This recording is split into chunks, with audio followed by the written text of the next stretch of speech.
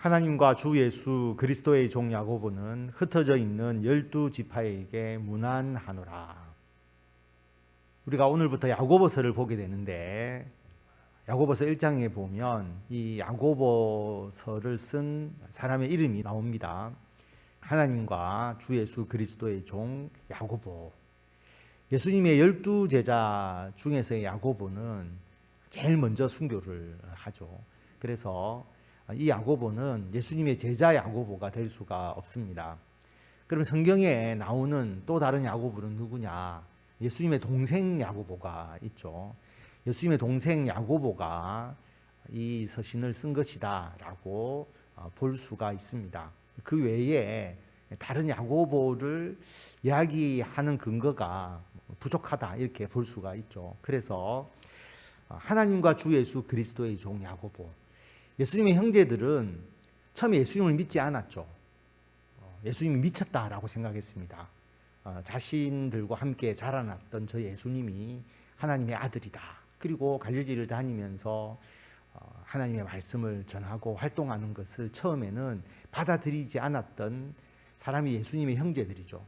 그런데 예수님의 십자가의 죽음과 부활 이후에 예수님의 형제들도 같이 마가의 다락방에서 같이 기도하고 성령 받고 그 이후에 예수 그리스도를 증거하는 자가 되었고, 야고보는 하나님과 주 예수 그리스도의 종이다.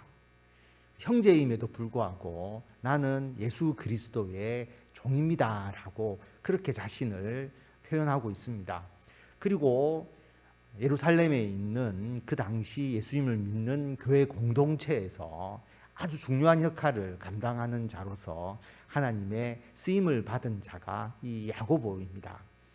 야고보가 흩어져 있는 12지파에게 문안한다라고 말하고 있습니다.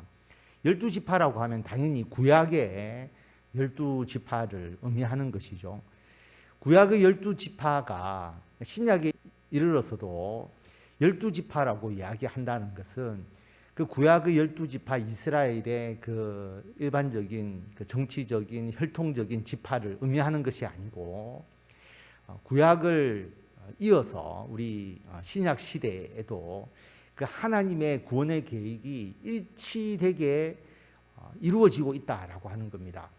구약과 신약을 여러분 단절되어서 구약의 시대가 다 끝나버리고 그리고 신약이 완전히 새롭게 시작되고 이런 개념이 아니고, 하나님께서 아담으로부터 시작하여서 새하늘과 새 땅, 예수님의 재림을 통해서 이루어지는 그때까지 구원의 계획이 연속되어 이루어지는 겁니다.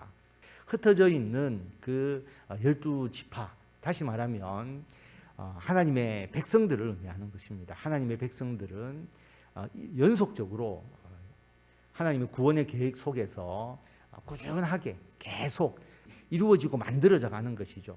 그래서 흩어져 있는 12지파에게 문안한다라고 그렇게 말합니다. 그리스도인들을 말하는 것이죠. 예수님을 믿고 구원을 받은 그 하나님의 백성을 구약의 용어를 통해서 여기서 사용하고 있는 겁니다. 그래서 구약과 신약이 단절되어 있다면 이런 표현을 쓸 수가 없는 것이죠. 하나님과 주 예수 그리스도의 종 야고보는 흩어져 있는 12지파에게 문안한다라고 그렇게 말하고 있습니다. 내 형제들아, 너희가 여러 가지 시험을 당하거든 온전히 기쁘게 여기라. 이는 너희 믿음의 시련이 인내를 만들어내는 줄 너희가 알미라. 인내를 온전히 이루라. 이는 너희로 온전하고 구비하여 조금도 부족함이 없게 하려 함이라. 항상 이 당시에 성도들이 가장 많이 겪는 것이 시험이죠. 이것은 어떤 여러 가지 삶에 있어서의 고통과 또는 아픔과 또 여러 가지 세상의 풍파로서 우리들에게 다가오는 아주 그 힘든 상황들, 그것뿐만 아니라 이단과 사이비들, 그리고 신앙에 대해서 핍박과 박해, 이런 것이 복합적으로 있게 되는 것이죠. 그런 것을 당했을 때에 오히려 기쁘게 여기라 라고 말합니다. 시험이 나의 죄나 또는 하나님이 나를 보호하시지 않고 하나님이 나를 버리셔서 일어나는 일이 아닌가라고 생각하지 말고 오히려 기쁘게 여기라고 하는 거죠. 왜냐하면 이 믿음의 시련이 우리들에게 연단이 되어서 결국은 인내에 이르게 한다라고 하는 것입니다. 우리가 인내할 수 있다면 이 여러 가지 시험, 환난과 또 아픔과 핍박과 박해를 이겨내고 인내를 온전히 이루게 된다면 우리들의 삶에 온전하고 구비하여 조금도 부족함이 없게 된다. 신앙에 있어서의 아주 귀한 열매를 오히려 더 맺게 된다라고 하는 것이죠. 그래서 시험을 당할 때에 첫 번째 조건은 뭐냐 하면 그것을 기쁘게 받아들일 수 있는 겁니다. 이것은 하나님의 연단이고 또 하나님의 계획 속에서 이루어지는 것이니까 기쁘게 받아들이면 이것을 이겨낼 수 있는데, 그게 아니라 하나님이 나를 벌하신 것이다, 또는 하나님이 나를 지켜주시지 않고 나를 버리신 것이다, 그렇게 되어버리면 이 시험을 이길 수 있는 힘과 능력이 사라져 버리는 것이죠. 그래서 여러 가지 시험을 당하거든 온전히 기쁘게 여겨라. 그 마지막은 인내를 만들어내어서 우리들을 온전하고 구비하여서 조금도 부족함이 없게 하나님께서 우리를 이끌어 주신다라고 하는 것입니다. 너희 중에 누구든지 지혜가 부족하거든 모든 사람에게 후히 주시고 꾸짖지 아니하시는 하나님께 구하라. 그리하면 주시리라. 오직 믿음으로 구하고 조금도 의심하지 말라. 의심하는 자는 마치 바람에 밀려 요동하는 바다 물결 같으니 이런 사람은 무엇이든지 주께 얻기를 생각하지 말라. 두 마음을 품어 모든 일에 정함이 없는 자로다. 우리가 여러 가지 시험을 이겨내려고 하면 인내로 이겨내고 인내를 이루어야 되는데, 그러려면 우리에게 지혜가 필요하다라고 하는 것입니다. 시험을 이기고 인내를 이루고 그리고 우리들의 믿음을 지키면서 하나님의 일을 하게 될 때 지혜가 필요한데, 이 지혜는 하나님께서 주시는 것이고 지혜는 태어날 때부터 가지고 나는 것이 아니고 하나님께서 사후적으로 우리들에게 더 주시는 것이다 라는 것을 여기서 알 수가 있습니다. 그렇기 때문에 지혜가 부족하면 하나님께 구하라 라고 말합니다. 지식은 우리가 공부를 해야 되잖아요. 학습을 해서 우리가 얻어야 되지만 지혜는 하나님께서 주시는 것이다. 이 세상을 살아나갈 때는 물론 지식도 필요하지만 지혜가 필요한데 그 지혜를 하나님께 구하라. 그러면 하나님께서 주신다. 우리 모두가 이 지혜를 구해야 합니다. 그래서 지혜로운 사람이 되어야 하는 것이죠. 기도할 때는 믿음으로 구하고 의심하지 말고 기도해야 된다. 하나님께 기도하면서도 한편으로 의심하고 그리고 한편으로 우리가 하나님의 그 온전한 응답에 대해서 의심하는 마음이 있다면 이것은 주님께서 그 마음을 보시고 그 기도의 응답에 대해서 하나님께서 유보하신다는 거죠. 왜냐하면 두 마음을 품고 있기 때문이다 라고 하는 겁니다. 두 마음을 품는다는 것은 하나님을 온전히 신뢰하지 못하고 있는 것이죠.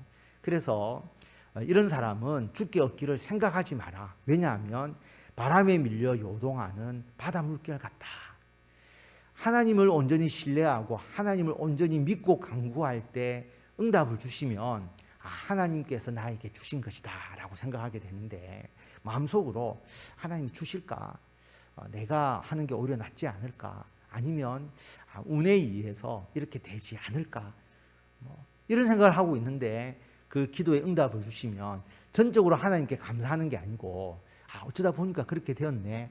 내가 이번에 노력하니까 이런 방법으로 하니까 이런 일이 되었네. 이렇게 생각하지 전적으로 하나님에 대한 감사를 가질 수가 없거든요. 이 두 마음을 품고 있을 때는 하나님께서 그 기도에 응답해 주시지 않는다. 무엇이든지 주께 얻기를 생각하지 마라. 우리는 오직 믿음으로 구하고 하나님께 구하고 하나님의 구할 때에 우리들의 욕심이 아니라 하나님께 주시는 지혜를 구해서 우리가 하는 모든 일을 하나님 안에서 잘 할 수 있도록 그렇게 기도하는 것이 필요합니다. 낮은 형제는 자기의 높음을 자랑하고 부한 자는 자기의 낮아짐을 자랑할지니 이는 그가 풀의 꽃과 같이 지나갑니다. 해가 돋고 뜨거운 바람이 불어 풀을 말리면 꽃이 떨어져 그 모양의 아름다움이 없어지나니 부한 자도 그 행하는 일에 이와 같이 쇠잔하리라. 우리가 기도할 때에 자신의 높음을 기도할 수가 있는 거죠. 더 부자가 되게 해주십시오. 이렇게 기도할 수 있는데 오히려 하나님은 부한 자는 자기의 낮아짐을 자랑하라라고 이 야고보서를 통해서 우리들에게 말합니다. 더 낮아져야 되고, 그리고 왜 그러냐면 아무리 부를 많이 가지고 있든 아무리 어떤 아름다움을 가지고 있든 그 모든 것은 풀의 꽃과 같이 지나간다. 햇볕이 나면 그 들풀이 다 말라져 버리는 것처럼 부한 자든, 그리고 자신의 건강에 대해서 확신하든, 또는 자신의 미모와 아름다움에 대해서 자랑하든, 모든 일은 다 인간에서의, 이 땅에서의 일은 쇠잔하여 가기 때문에 그걸 자랑하거나 그것을 강구해서 되는 것이 아니다라는 것을 말합니다. 시험을 참는 자는 복이 있나니 이는 시련을 견디어낸 자가 주께서 자기를 사랑하는 자들에게 약속하신 생명의 면류관을 얻을 것이기 때문이라. 사람이 시험을 받을 때 내가 하나님께 시험을 받는다 하지 말지니 하나님은 악에게 시험을 받지 아니하시고 친히 아무도 시험하지 아니하시느니라. 우리들에게 있어서는 시험을 참고 이기는 것이 중요하다. 우리들의 믿음을 끝까지 지켜나가는 것이 가장 중요한 것이죠. 그렇게 되기 위해서 하나님께서 우리들에게 지혜를 주시고 믿음과 담대함을 주셔서 결국 우리가 끝까지 믿음 생활 잘 할 수 있는 것. 왜냐하면 그렇게 되어야 생명의 면류관을 얻을 것이다. 우리들의 육체의 모든 것은 시간이 지나면서 쇠잔되어 가지만 우리에게 더욱더 빛나고 가치 있게 우리들에게 주어지는 것이 생명의 면류관이기 때문에 그것을 향하여 나아가야 한다라는 것을 분명하게 말씀하고 있습니다. 우리가 시험을 받을 때에 하나님이 나를 시험하시는 거 아니냐. 그런데 하나님은 악에게 시험을 받지도 아니하고 친히 아무도 시험하지 아니한다. 여기서의 시험은 우리의 이 시험, 어떤 고통, 또 우리가 세상에서 풍파, 핍박과 박해를 통해서 우리들의 믿음을 떨어뜨리는 행위는 절대 하나님이 하지 아니하시죠. 하나님의 시험은 일종의 테스트와 같아서 우리가 스스로 우리들의 신앙을 점검하고 내가 이런 게 부족했구나, 이것을 깨닫게 하시는 그런 테스트는 하나님께서 하시지만 우리를 믿음에서 떨어뜨리기 위한 시험은 하나님이 하시는 게 아니죠. 사탄이 하는 것이죠. 그래서 그 시험을 받을 때에 내가 하나님께 시험 받는다 그렇게 생각하는 게 아니라는 거죠. 하나님은 우리들을 결코 믿음에서 떨어지도록 하지 아니하신다라는 것을 분명하게 우리들에게 말씀하고 있고, 우리가 감당할 시험만 주시잖아요. 그래서 일종의 시험 문제 푸는 테스트처럼 자신의 믿음의 위치를 파악할 수 있도록 하나님께서 이끌어 주시는 것이다. 그러면 우리가 시험을 받는 것은 뭐 때문에 그렇느냐? 오직 각 사람이 시험을 받는 것은 자기 욕심에 끌려 미혹됨이니 욕심이 잉태한 즉 죄를 낳고 죄가 장상한 즉 사망을 낳느니라. 자신의 욕심이 커지게 된다면 그 욕심에 의해서 시험을 받게 된다. 그 욕심을 사탄이 이용하는 것이죠. 그래서 욕심이 잉태한 즉 죄를 낳고 죄가 장성한 즉 사망을 낳는다. 아담과 하와의 범죄도 마찬가지잖아요. 하나님처럼 될 것이다. 너희가 선악을 알고 판단하게 될 것이다. 그래서 그들이 욕심을 가지게 되니까 사탄의 미혹을 받아서 하나님께 불순종하는 결과가 나타났지 않습니까? 그래서 시험을 받는 것은 자기 욕심에 끌려서 미혹됩니다. 우리들의 욕심을 버려야 된다.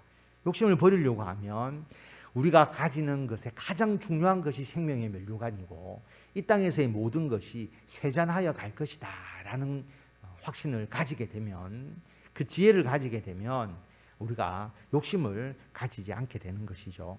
내 사랑하는 형제들아 속지 말라. 온갖 좋은 은사와 온전한 선물이 다 위로부터 빛들의 아버지께로부터 내려오나니 그는 변함도 없으시고 회전하는 그림자도 없으시니라. 그가 그 피조물 중에 우리로 한 첫 열매가 되게 하시려고 자기의 뜻을 따라 진리의 말씀으로 우리를 낳으셨느니라. 온갖 좋은 은사와 선물은 하나님께서 주시는 것이다. 하나님께서 우리들에게 주시는 하나님의 은총이다. 그리고 하나님이 우리를 얼마나 귀하게 여기시느냐 하면 하나님께서 우리로 한 첫 열매가 되게 하시려고 진리의 말씀으로 우리를 낳으셨다. 예수님께서 이 땅에 오시고 십자가에 죽으시고 부활하시고 승천하신 이후에 복음이 전파될 때의 그 모든 성도들은 처음 예수님을 믿은 사람들이죠. 초대교회이지 않습니까? 그래서 첫 번째 열매라고 할 수가 있겠죠. 우리들도 마찬가지지 않습니까? 우리들도 예수님의 말씀으로 또 믿음을 가지고 예수 믿고 구원을 얻은 사람, 하나님의 말씀, 진리의 말씀으로 우리를 낳아주셨다라고 하는 것입니다. 그래서 우리가 하나님의 자녀가 된 것이잖아요. 하나님의 아들로 양자로 입양된 것과 같은 그런 하나님의 자녀가 되었습니다. 그래서 우리에게 이 믿음을 주시고 구원을 주신 분, 그리고 우리들에게 좋은 은사와 선물을 주시는 분은 하나님이시니까 오직 하나님의 뜻 안에서, 그리고 하나님께 주신 이 귀한 은총을 받아서 주의 일을 감당하는 것에 가장 우리들의 삶을 집중해야 된다라고 하는 것입니다. 내 사랑하는 형제들아, 너희가 알지니 사람마다 듣기는 속히 하고 말하기는 더디하며 성내기도 더디하라. 사람이 성내는 것이 하나님의 의를 이루지 못함이라. 그러므로 모든 더러운 것과 넘치는 악을 내버리고 너희 영혼을 능히 구원할 바 마음에 심어진 말씀을 온유함으로 받으라. 우리가 구원받은 백성으로서 진리의 말씀으로 우리가 하나님의 자녀가 되었는데, 그 하나님의 자녀로서 우리가 가져야 할 하나님의 의라는 것이 있다는 거죠. 우리가 예수 믿는 자라면 이런 의로움을 가지고 있어야 되는데, 그 의로움 중에서 야고보서에서 가장 중요하게 생각하는 것이 듣기는 속히 하고 말하기는 더디하고 성내기도 더디하라. 듣기는 빨리 듣고 말을 천천히 하게 되면 성내지 않게 된다는 것이죠. 그래서 가장 강조하는 것은 성내지 마라라고 하는 겁니다. 사람이 화를 내거나 분노하게 되는 것이 하나님의 의를 이루지 못하게 되는 것이다 라고 말합니다. 그러면 어떻게 분노하지 않고 성내고 상대방에게 자신의 그 화를 표출하는 것이죠. 그렇게 하지 않게 되려고 하면 마음에 심어진 말씀을 받아야 된다. 우리들의 영혼을 구원하는 그 말씀을 온유함으로 받게 될 때에 우리는 성내지 않게 된다. 그래서 어떤 정신적 수양을 하는 것이 아니고요, 마음을 다스리는 어떤 방법이 있는 게 아니라 하나님의 말씀이 우리들의 심령 가운데 있을 때에 상대방의 이야기는 경청하게 되고, 그리고 내가 말하는 것은 오히려 더 천천히 하게 되면서 자신의 그 분노를 상대방에게 표출하지 않게 되는, 그것을 막는 게 아니라 마음이 변화되어서 그 분노가 일어나지 않게 되는 것이죠. 그래서 우리가 하나님의 의를 이루어 나갈 수 있다라고 하는 것을 말씀하고 있습니다. 너희는 말씀을 행하는 자가 되고 듣기만 하여 자신을 속이는 자가 되지 말라. 누구든지 말씀을 듣고 행하지 아니하면 그는 거울로 자기의 생긴 얼굴을 보는 사람과 같아서 제 자신을 보고 가서 그 모습이 어떠했는지를 곧 잊어버리거니와, 자유롭게 하는 온전한 율법을 들여다보고 있는 자는 듣고 잃어버리는 자가 아니요 실천하는 자니 이 사람은 그 행하는 일에 복을 받으리라. 우리는 하나님의 말씀을 행하는 자이지 않습니까? 듣고 잊어버리고 그리고 마치 지식처럼 공부하는 것이 아니죠. 하나님의 말씀은 듣고 행하는 자가 되어야 한다라고 말합니다. 하나님의 율법을 우리가 받아들이고, 그리고 하나님의 말씀을 우리가 받아들이고, 예수님의 가르침, 예수님께서 행하신 일을 우리가 따라서 행하는 예수님의 제자로서 살아가는데, 그것을 듣고 잊어버리는 게 아니고 우리는 실천하는 자다. 실천해야 하나님께서 그 행하는 일에 복을 받는 것이다 라고 말합니다. 자, 어떤 실천이 필요하느냐? 누구든지 스스로 경건하다 생각하며 자기 혀를 제갈 물리지 아니하고 자기 마음을 속이면 이 사람의 경건은 헛것이라. 하나님 아버지 앞에서 정결하고 더러움이 없는 경건은 곧 고아와 과부를 그 환난 중에 돌보고 또 자기를 지켜 제 속에 물들지 아니하는 그것이니라. 하나님의 자녀, 하나님의 백성, 특별히 유대인들은 더욱더 그렇잖아요. 율법을 지키는 사람, 그렇게 자기들 평가하고 있잖아요. 나는 율법을 굉장히 잘 지킨다. 그런데 그렇기 때문에 자기가 경건하다라고 생각을 하죠. 그런데 경건하다고 생각하고 있는데 말에 잘못이 있게 된다면, 마음의 분노와 그리고 말을 통해서 상대방에게 화를 끼치게 된다면 이 사람의 경건은 혀컷이다. 그래서 우리에게 있어서 이 말과 그 다음에 성내는 것이 얼마나 중요한 요소인지를 여기서 다시 한번 말씀하고 있습니다. 개인적인 경건이잖아요. 근데 그것만 있는 게 아니라 우리들의 경건은 더 큰 차원에서 나아가야 한다. 그래서 27절에 보면 하나님 앞에서 정결하고 더러움이 없는 경건은 고아와 과부를 그 환난 중에 돌보는 것이다. 경건함은 내가 말 조심하고 화를 내지 않고 내 생활이 올바르게 되는 것에서 더 나아가서 우리들이 가지고 있는 하나님의 은혜를 나누어 주고 베풀어 주고 다른 사람을 돌보는, 특히 이 사회에서의 이 당시에서 가장 큰 약자잖아요. 고아와 과부와 나그네, 가장 사회적 약자를 돌보아 주는 것. 그래서 우리가 하나님의 일을 통해서 섬기고 봉사하는 그 모든 일을 하는 것이 경건이고, 그리고 세속에 물들지 않는 것. 우리가 이 세상의 악, 이 세상의 잘못된 문화, 그리고 자기의 욕심에 이끌려서 살아가는 그 모든 것을 우리가 다 버리고 세상 속에서 살아가지만 세상을 통하여서 우리가 물들어가는 게 아니고 그 우리들의 이 거룩함을 세상으로 더 나타내어서 세상을 변화시켜 나가는, 그래서 우리가 빛이고 우리가 소금이지, 빛이 어둠에 잠식되어서도 안 되고 소금이 맛을 내는 것이지 소금이 맛을 잃어버리게 되는 것이 아니지 않습니까? 그런 삶을 살아야 한다라고 하는 것을 우리들에게 말씀하고 있습니다.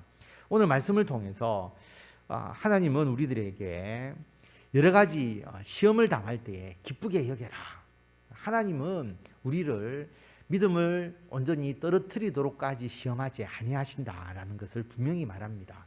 우리들의 욕심에 걸려서 시험에 빠질 수 있기 때문에 우리들의 마음의 그 욕심과 더러운 것을 다 씻어내어야 하는데, 거기에 어떤 인간적인 방법이 아니라 하나님의 말씀이 우리 속에 들어가야 되고, 그리고 하나님께서 주시는 그 하늘의 은총, 하나님의 선물, 하나님의 은사를 사모하면서 우리가 살아가야 하고, 하나님께 주시는 지혜로서 우리가 일해야 한다라는 것을 말씀하고 있고, 그리고 우리가 하나님 앞에서 경건해야 되는데 그 진실된 경건으로 이루어가는 하나님의 은은 우리들의 마음 속에서 성내거나 분노나 화를 통해서 상대방에게 해를 끼치는 것, 그것이 없는 것뿐만 아니라 우리 자신을 지켜서 세속에 물들지 않고 더 나아가서 사회에서 어려운 분들, 우리 주위의 형제들, 그런 사람들을 예수 그리스도의 사랑과 은혜로 돌보면서 교회를 통해서 하나님의 나라를 세상 가운데 더 확산시켜 나가는 것이 진정한 경건이다라는 것을 우리에게 말씀하고 있습니다.